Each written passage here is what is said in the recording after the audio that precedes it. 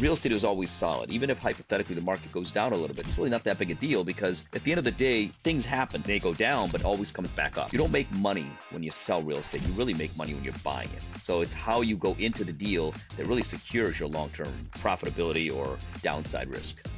Hey, everybody, welcome back to another episode of the Seven Figure Mentor podcast. And we have somebody today that I am extremely excited to talk with, Mr. Jay Patel, who is revolutionizing the real estate investing space. And I personally really look forward to learning a lot from this because that's a personal interest of mine. So, Jay, thanks for coming on the show.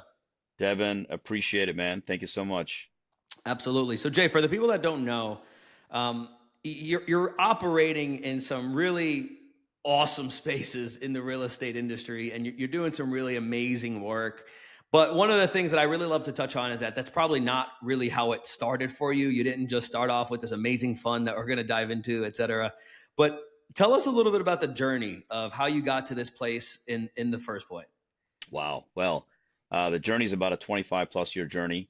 Been doing this for a long time. I'm 54 now. I've been in real estate since I was 30, essentially.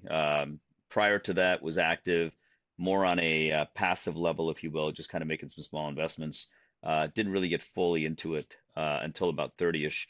But I'll tell you, I've done everything under the sun. We did a 200 housing development gated community for seniors, Central Florida.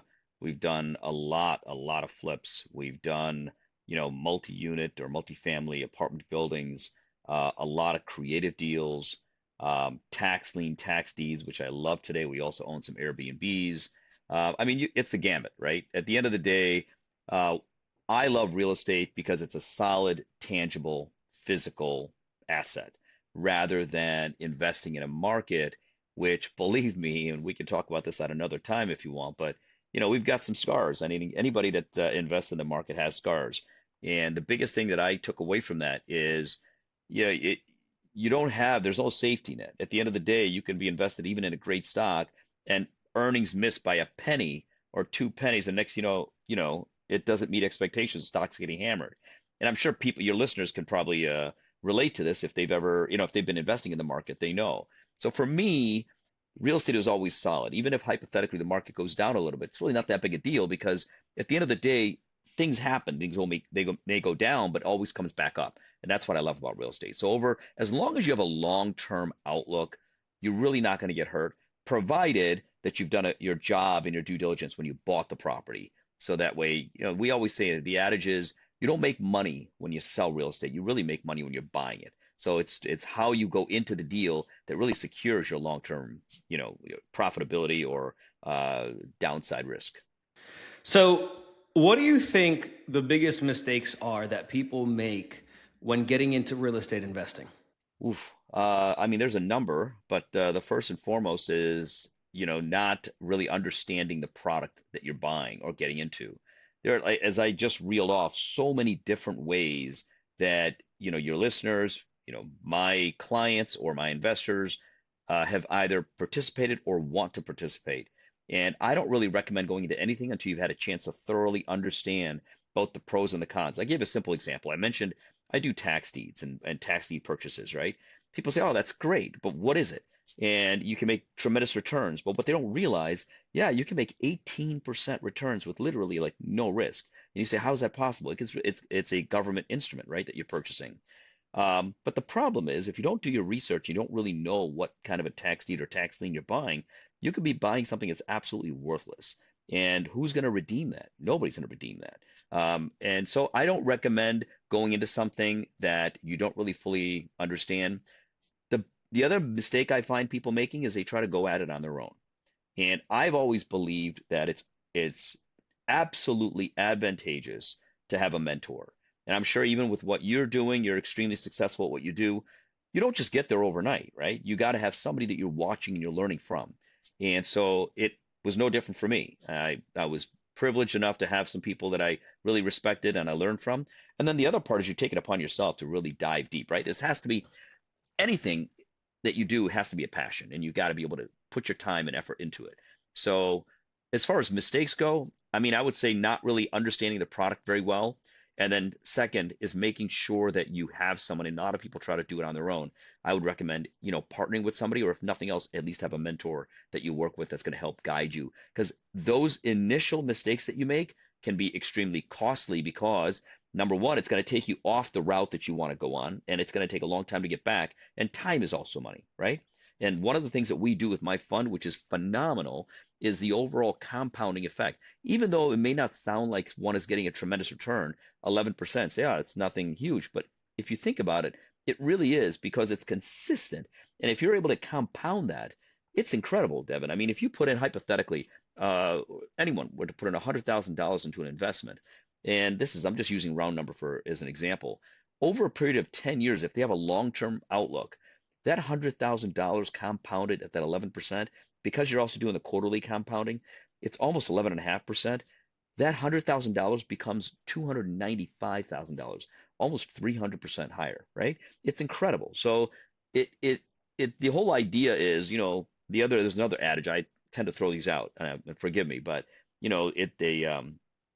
idea that the tortoise or the hare, who is faster? The tortoise, slow and steady, but you're going to win the race because you're not taking these ridiculous risks where if you have a bad year and it goes down, you could actually lose a pretty significant amount of your capital. It takes a long time to get it back. So these are things that I always advise people. Really make sure you know what you're getting into, understand all the ups and downs, and then second, try to find somebody you can really work with that you trust. So, what would you recommend to somebody then that's, I don't know, let's say they have a $250,000 liquid. They're looking to deploy it into some type of asset in real estate. They might be listening to this and say, oh, Jay really confused me there. He says he does Airbnbs, tax deed, tax liens. He has a fund. Where would you recommend that person that has 250K sitting in an account? They know they want to deploy it, making consistent return on their money. What would be the best option in your opinion as somebody that's been in the game for so long? Well, first of all, it all depends on your objective. I mean, there's no one size fits all. Someone can have a $250,000 amount, and let's say between you and I, we have a huge age disparity, right? I don't know your age, but I'm telling you right now, I know you're not 54 like myself. You're too young and handsome. Your objective is going to be different from my objective. Okay, for me, it's preservation of capital. Number one. Number two is then what can I do where I can get the best return? First of all, why did I even start this fund? Why am I in real estate, and why are we looking for a way to provide an asset to people where they can invest in it, where it provides them security and then consistent income? So to answer your question, first, I have to understand who's asking the question, right? So if it's you, I would say, look, Devin, there's a number of things that you could do. You could actually invest into individual properties, and that is if you have the time, the desire, the willingness to manage that. People that have gotten into real estate, I don't know if you have or not. By the way, have you ever invested in any kind of real estate properties? Yeah, I'm in one of my my only rental property right now. Okay, good. What's the experience been like? Did you enjoy working with, maybe tenants or dealing with, the daily, maintenance issues? Are these things that you like, or is that something you don't like? Yeah, so funny enough, my next door neighbor was my property manager. However, the first year was really good. Okay, first year of renting it out was great. Second year, the AC went down. That was about $10,000. The renters didn't pay the rent for about 3-4 months, and it was a big headache, man. So yeah, I mean that's why I've always heard people say, "Oh, investing in real estate is passive," but from my own personal experience, I was like, this is like the furthest thing Yeah. from That's like another passive. full-time job, man. I mean, it's like, okay, and it's also stress that you don't need that negative energy or any things that you have to deal with. You're already working. If you have a full-time job, you're doing that on a daily basis. You don't need something else to be able to give you any additional stress. So my initial answer to you would be, look, if somebody has it and want to build their own portfolio, I would say, yeah, you can go in and buy large multi-unit apartment buildings. Believe it or not, I love them, right? It's one of the ways that I personally have used to build my wealth.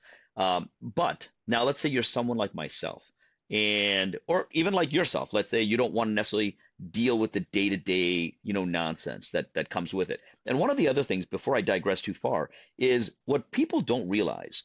You can be even in a great asset, have a great tenant, but should that tenant leave, and now you have that, you need to, one, get that unit ready, cleaned up, and then re-rented. it's not a simple 1 or 2 week process, right? I mean, if you own a rental property, you know a tenant leaves, you have to get that property cleaned up. If there might be some maintenance involved, you have to get that done, maybe a paint job, if nothing else. And then you got to put it on the market for lease. It might take a week, it could take 30 days or longer. The point I'm making is for every month that that property sits vacant or without a tenant where you're not getting rental income, you're going to be in the minus, right? Number one, you've got your costs. Potentially, you may have a mortgage that you've got to pay. You've got holding costs, whether it's utilities, insurance, all of these other things. So if you miss that 1 month, you're already upside down. Think about it. Like a lot of people that buy real estate and they hold these, they might be looking at 8%, 10%, 12%. So what's 1/12, right? 1 month is 1/12, which is huge. If you miss that, you're already at break even or potentially losing. So I don't recommend it. So what's my suggestion? If you have someone that is actively managing, that's their business, right? They're actively managing and they're able to deliver you a quality return, say 10, 11, 12%. That's phenomenal. Now, there are many ways to get to it. Many real estate funds that set up, they might have a pref where they give you, for example, 7% preferred. That means the first 7% that that fund earns, you're going to earn that, and then there's a split after that. There's others that may say, okay, yeah, I'm going to give you 10%, 11%, whatever that number is. If they're giving you a sizable pref, that's fantastic because that means before that management team or anybody else that's involved, before they make any money, you're going to make whatever that pref is.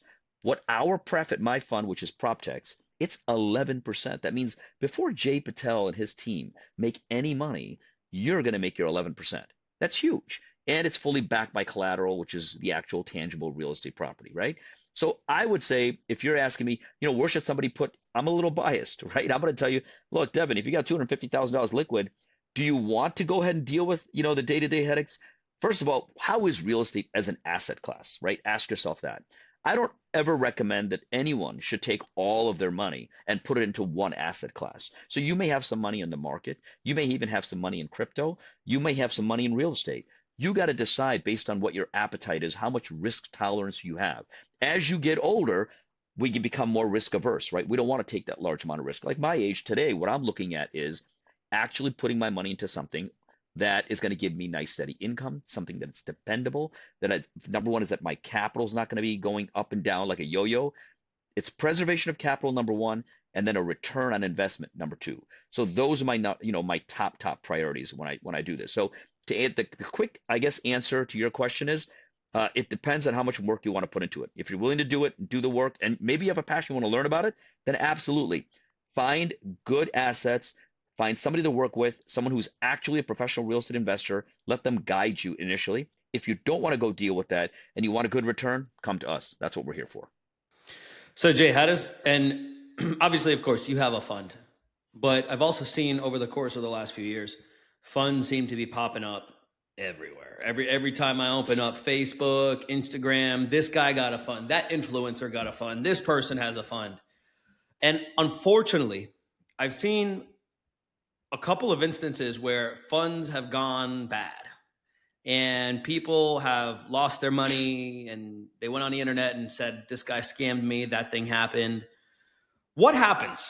Why and how do people get screwed over occasionally when investing into a fund? Where does that come from? And what should people look for when investing into a fund to make sure that they're making the right decision that is actually going to not only grow their money, but at the base level, protect their money? Yeah, that's a great question.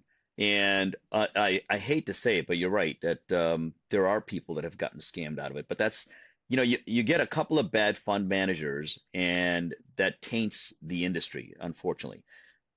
So what does that mean?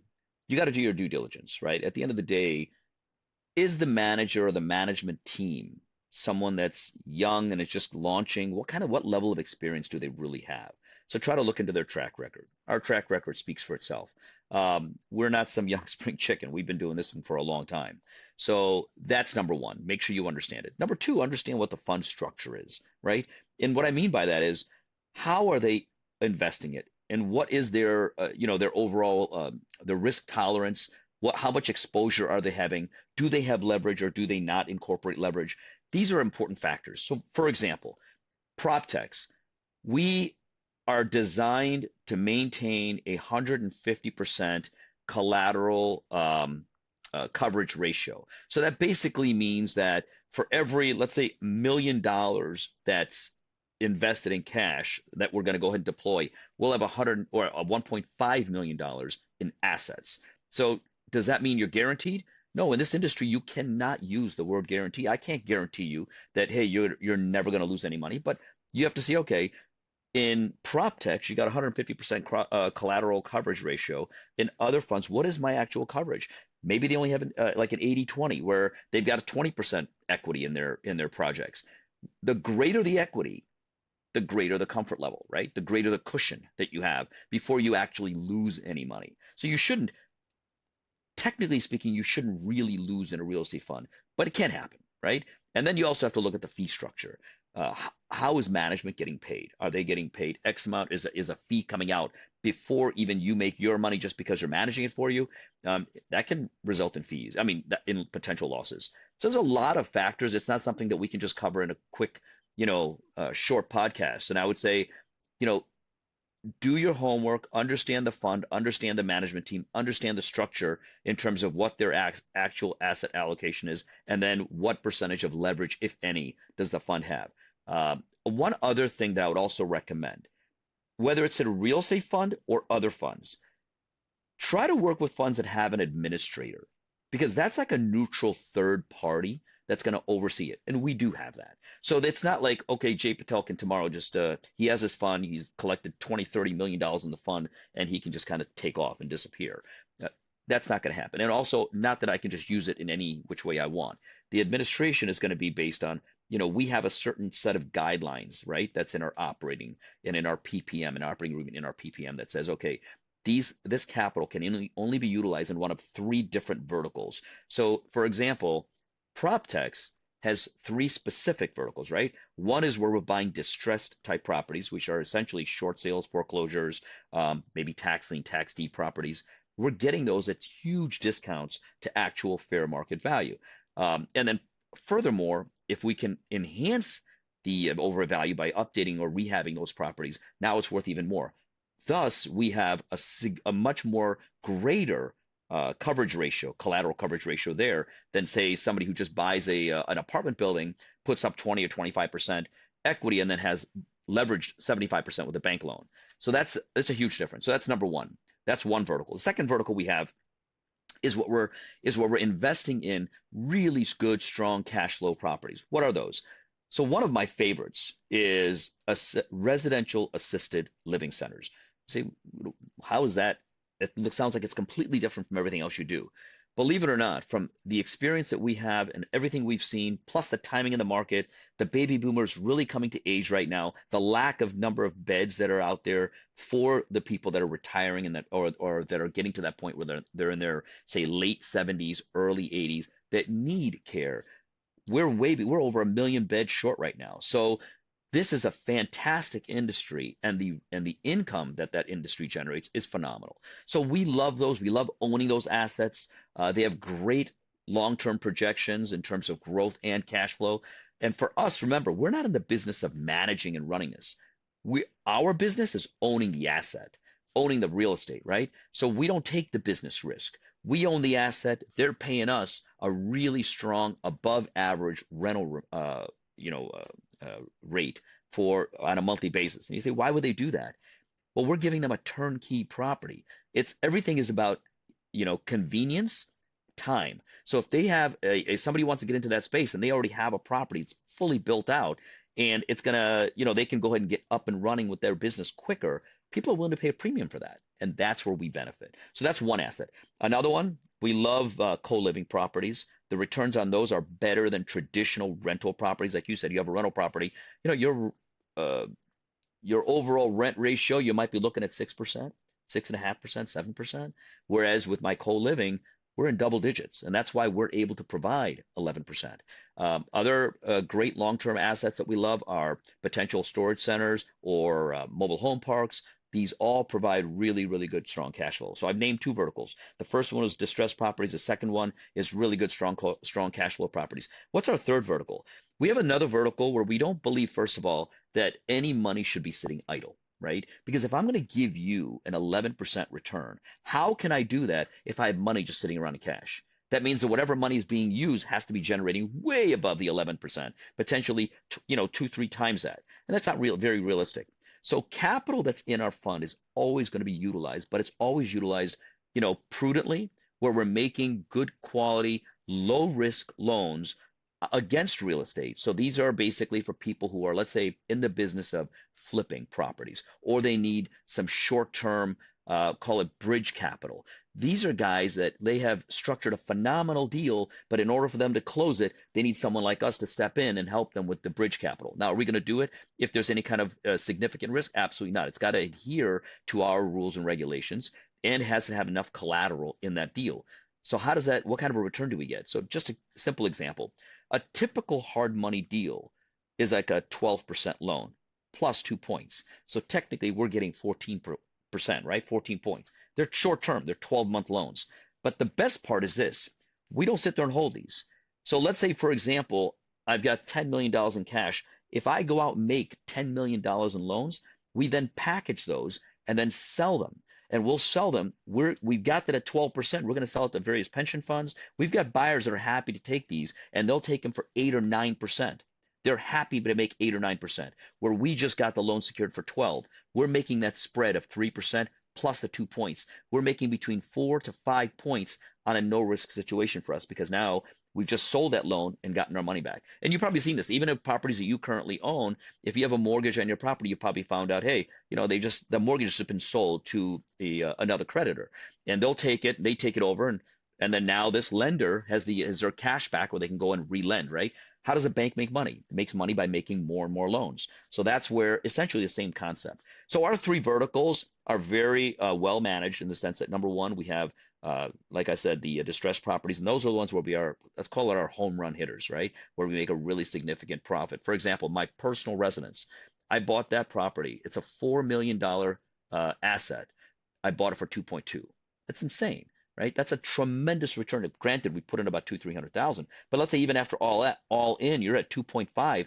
You got a $4 million asset. I got built-in equity of 1.5 million bucks.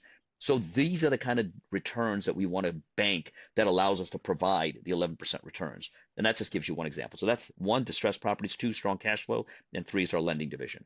I hope I didn't get too wordy, but I wanted to make sure you understand exactly what we do. And that's also something that people should look at, is what is the actual makeup of any other funds that you're looking at. For example, if you're looking into a real estate fund, what are they investing in? What level of risk do they have? What's their exit strategy? How long of a hold are they projecting? The beauty of this fund at PropTex is, first of all, the biggest problem with real estate is it's an illiquid investment, right?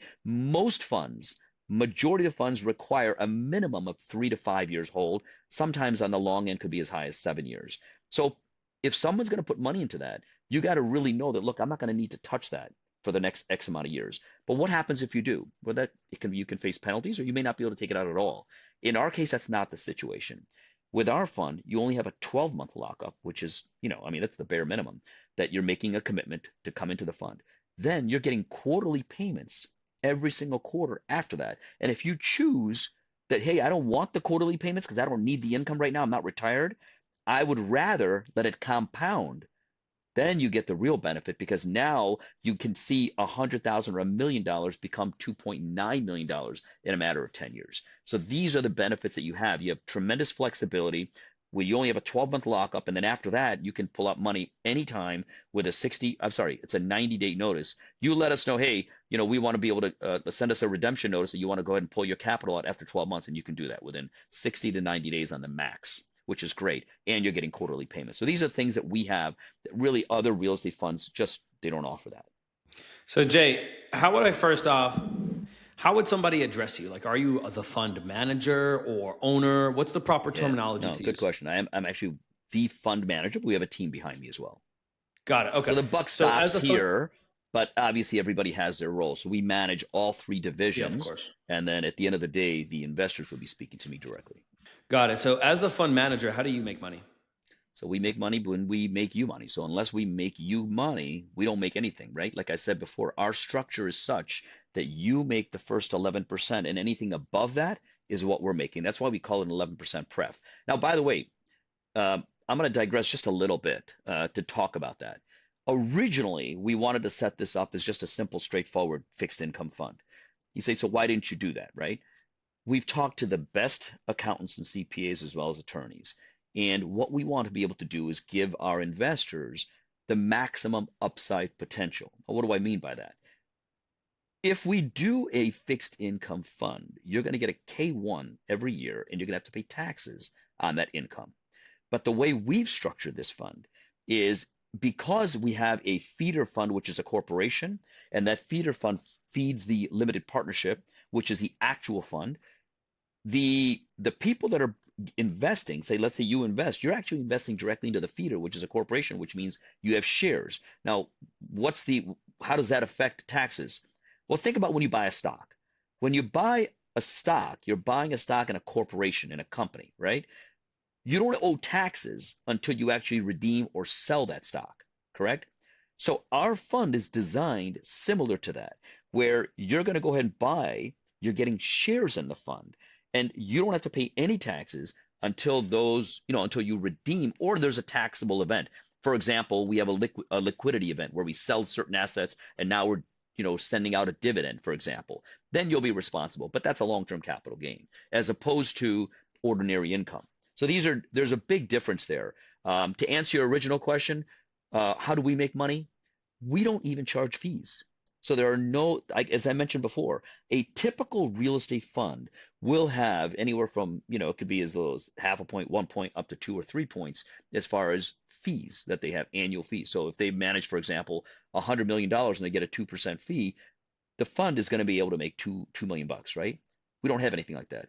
Our number one goal at PropTex, and by the way, what is PropTex? PropTex essentially is an acronym or short for property, technology, plus expertise. So we've been able to incorporate all of our resources and our experience to build something that's really beneficial, both not just for us, and we're also incorporating AI that helps us manage all of this across the across the board. But to answer your question, we don't make any money until our investors make money. How long have you guys been in operation for with the fund, Jay? So PropTex is new. I've been in business for over 25 years. I actually launched PropTex because there's actually a specific reason, right? Um, we, I've been doing this for a long time, and I've had many friends come to me and say, "Hey, Jay, can you help me? I've got, I'm getting close to retirement. I see that you've got a number of assets, and those assets are essentially they've replaced my income. So tomorrow, I don't have to work, right? I don't have a corporate job. I'm self-employed. I'm a real estate investor. Um, when you don't have that, there's no security. So I make my own security. How do I do that? I have enough assets that those assets are generating monthly cash flow, right? And that cash flow is my income.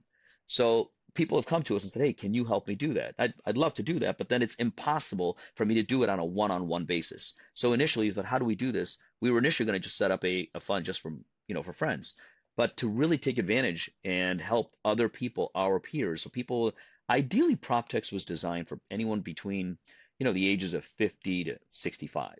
As they're getting ready and starting to think about retirement, they are going to transition from, risk takers to maybe more risk averse because now preservation of capital is going to be of paramount importance, right? So it's designed for them. That's not to say someone in the 30s couldn't invest in it. They're still going to get a great return. But ideally, it was designed for someone like myself who's in their mid 50s, looking at retirement in 65 or 70 and making sure that they have enough money. And to that vein, I'm going to just talk about one thing here, that how did we structure this and how are we proposing that, that they'll have enough capital to be able to live off of on a month-to-month basis without depleting their actual nest egg, without depleting their savings. So how do we do that? Because majority of the people that retire and they're going to now start, dipping into their savings, right? To live off. They have monthly expenses. They want to travel. They're now going to have to dip into that. So what does that do? Number one, it diminishes that. And today, with people living longer and better health care, there's a chance that they could completely deplete their reserves. Second, they could have an event, a major catastrophic expense or something. And if that they have to spend, that could potentially again further deplete their fund. So how do we address that? If someone were to invest, let's say someone's 55 years old, very similar to my age, and they'll want to retire at 65. They say, okay, between my 401k, and my stock portfolio, my other assets, I've got about $1 million, hypothetically. If they took just 500,000 and they said, I'm going to go ahead and park it into this 11%, and over the next 10 years, that 500,000 becomes approximately, not quite at 1.5, but let's say 1.4. If you, that's assuming they don't take anything out, that's assuming they get 11% compounded every year, then 500,000 will become at least 1.4. So say, how's that? What am I going to get from that?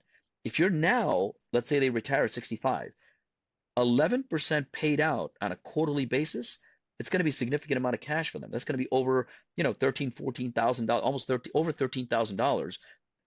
And that's after they're retired, right? So that's enough cash flow without taking their principal down. So should something happen to them, and now there's still, that money is going to then go to their heirs. So now they're able to leave something behind for their children or grandkids without depleting that and living off of the interest, which is 10, 13, well, 13, $14,000. That's enough money if you want to take trips every other month or whatever you want to do. If you have certain passions they want to pursue. So this is how it's designed. You don't necessarily need to have $2, $3 million saved up, as long as you have a proper structure and you have the right people managing it. So, Jay, inevitably, I think that there's going to be probably someone that's listening to this, and in their head, they're saying, man, this guy, Jay, is articulate, speaks really well, explains, very educational.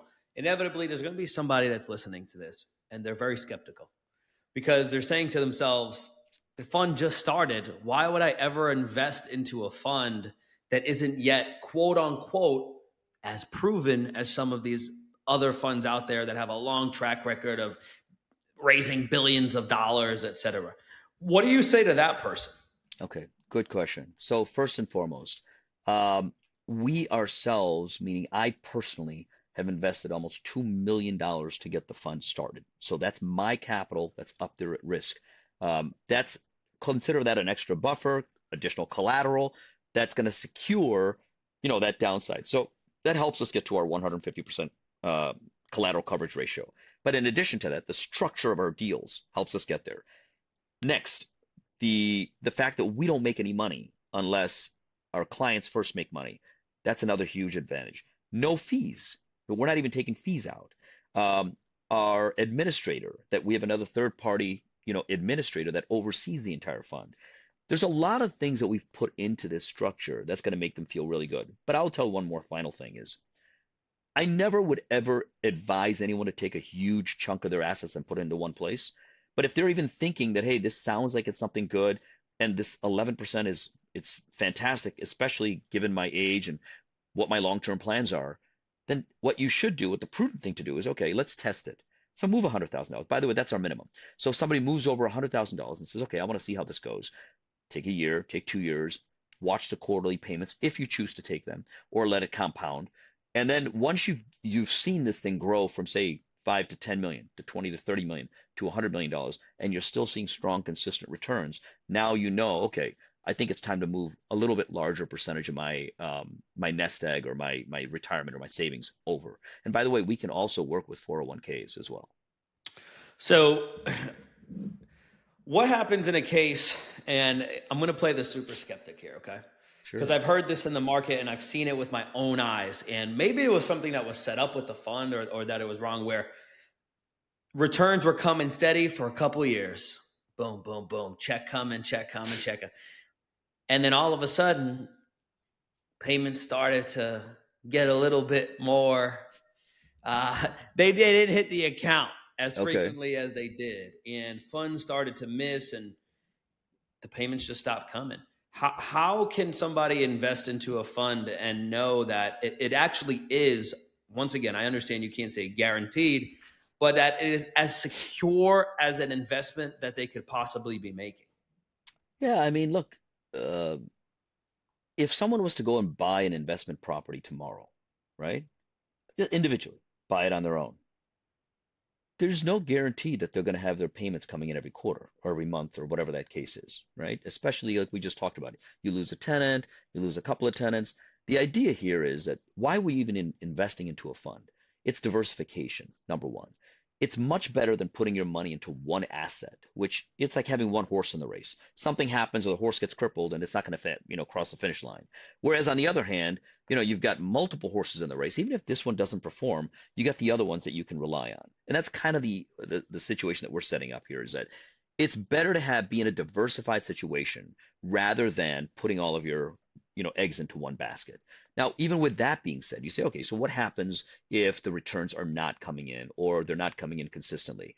The beauty with prop techs, is that we don't tie you up, and we understand, we recognize that, hey, this is not, a 30-year-old fund where you've got a legacy or a track record that you can go ahead and build on, or to depend upon.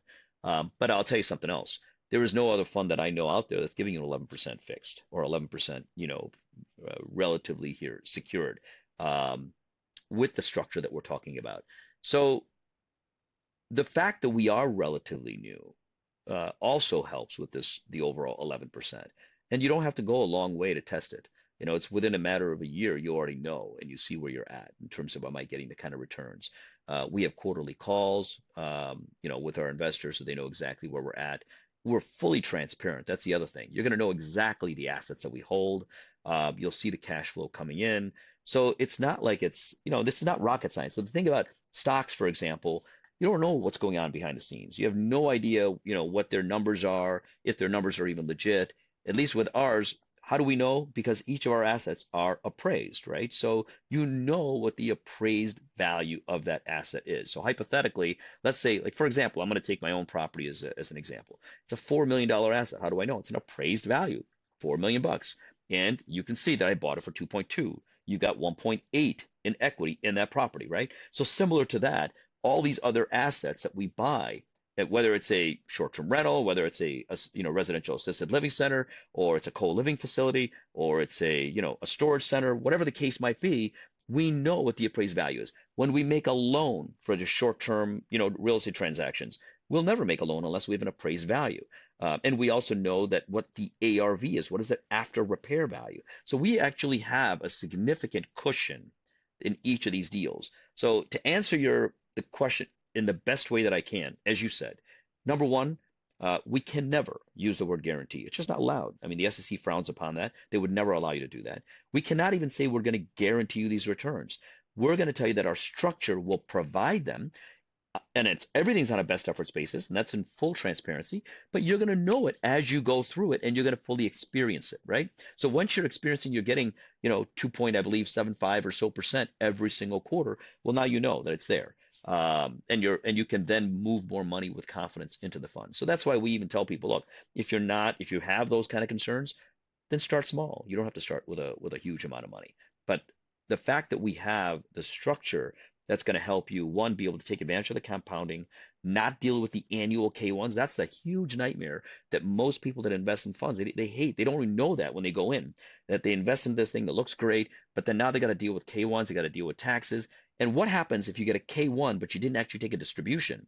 So even though you got a K1 that shows an income, but you didn't take a distribution of profit, you still have to pay the profit. Pay the taxes on the profit, right? So now you're paying taxes against money you didn't really even take out. We don't want any of that. We want to keep it super simple, and that's why we've got the structure the way we have it.